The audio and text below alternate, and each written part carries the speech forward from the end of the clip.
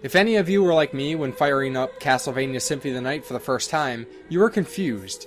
Not because the beginning of the game recapped the end battle from Dracula X of the Super Nintendo, but something seemed wrong when Maria ran into the picture to save Richter if he failed against the Battle of Dracula.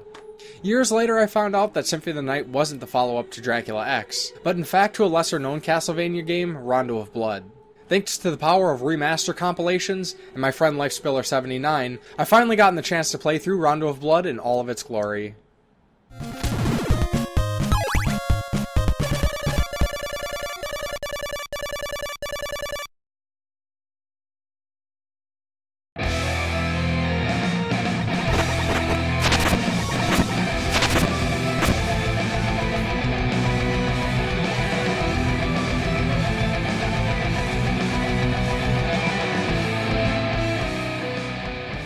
Church here, and welcome to the Game Grinder. Today we'll be reviewing Castlevania Rondo of Blood.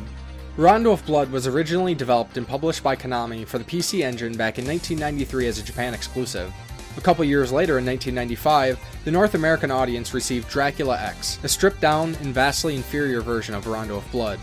Removed were the animated cutscenes, alternate routes, removed Maria as a playable character, and downgraded the soundtrack.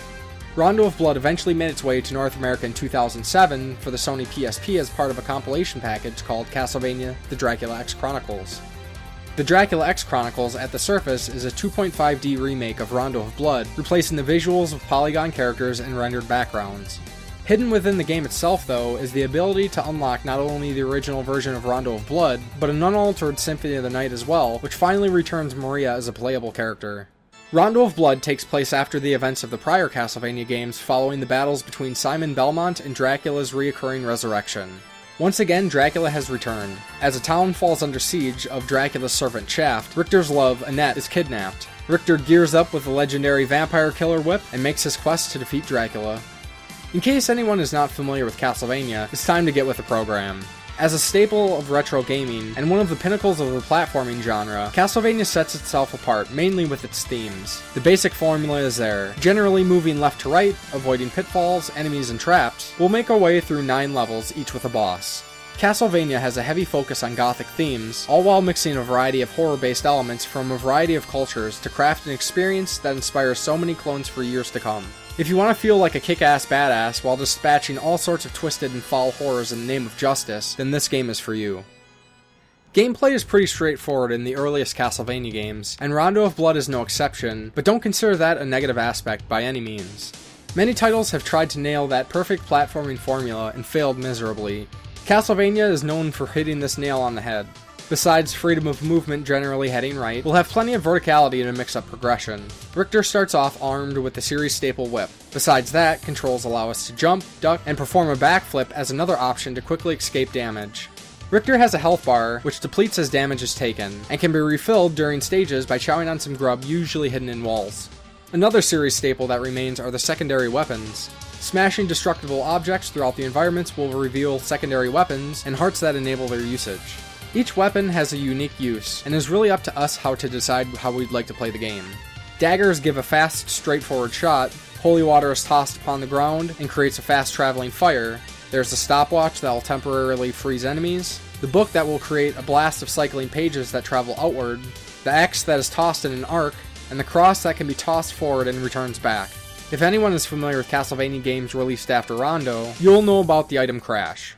These powerful attacks use extra hearts, and depending on the equipped sub-weapon, will create a massive attack, oftentimes against normal enemies as a screen-clearing tool, and an extra surge of damage to bosses. Ah yes, the days of lives-based platformers. Castlevania, or at the least its earliest releases, were regarded as considerably challenging games that showed no forgiveness. Rondo of Blood eases that pain in the perfect way.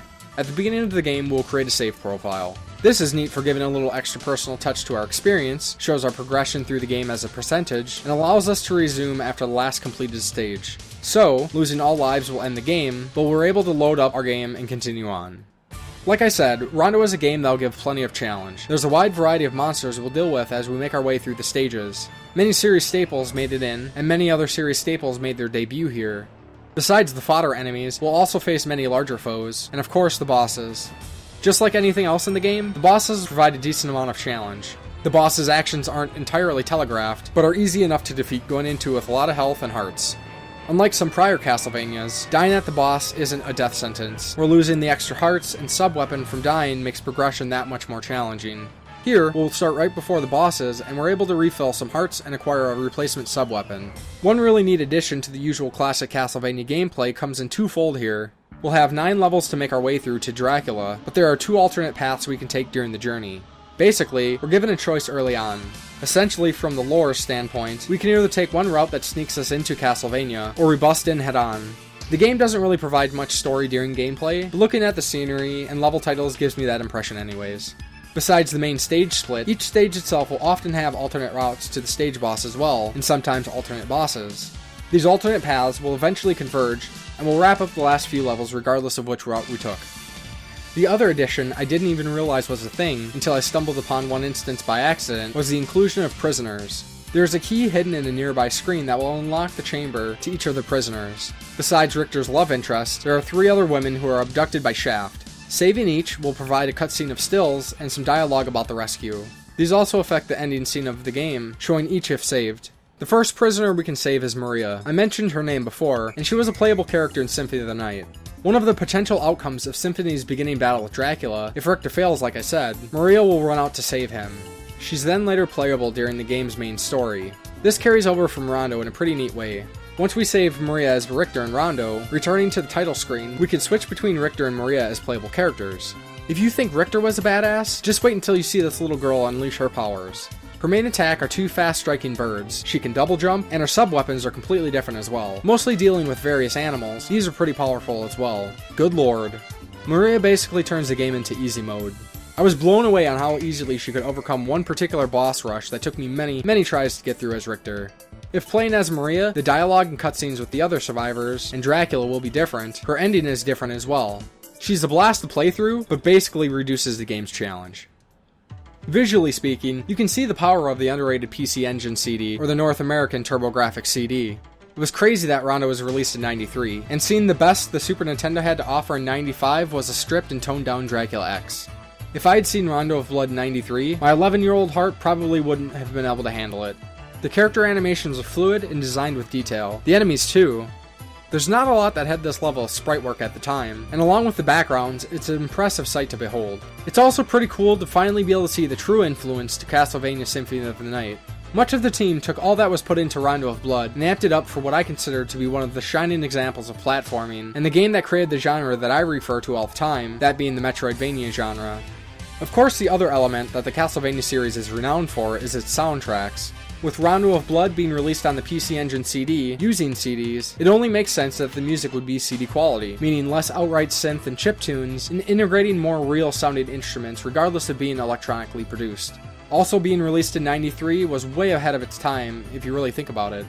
It's a true shame that these games and systems were considerably more expensive than their Nintendo and Sega counterparts, and went relatively unknown for many years due to the severe lack of advertising and reception.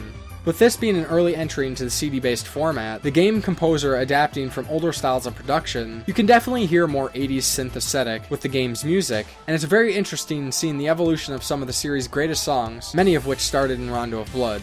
Lastly, I have to mention the still-motion cutscenes. I don't get to talk about it often, but I absolutely adore Japanese anime of the late 80s and early 90s. With the added format space with discs, having these scenes included just brings the game to a whole new level. I remember seeing ads for other disc-based games like the Sega CD and Saturn, including this style of design for characters, art, and cutscenes. I was instantly sold. Though I never had a chance to play many of these yet, they are still on my wish list of games to play someday. I think at this point it goes without saying that I think Rondo of Blood is an absolutely awesome entry into the Castlevania series. Groundbreaking and even paved the way for one of the greatest games of all time.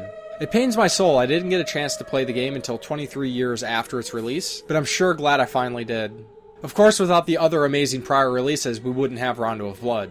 But this really signaled the next era for Castlevania and what a platformer could be. I'd say Rondo of Blood is definitely must-play for the Castlevania series, and even just as a platformer. If you can pick up Castlevania, the Dracula X Chronicles, that's the way to go. Such an amazing collection for vastly less than what you could get the games individually for. Thanks for checking out my review of Castlevania Rondo of Blood. What were your thoughts on the game? Let me know below. If you liked what you've seen or heard, please give the video a like, a share, and subscribe to see future videos. I'm on Twitter and Facebook as well, and I post a lot of other great game-related content there, and links are in the description. Until next time on the Game Grinder.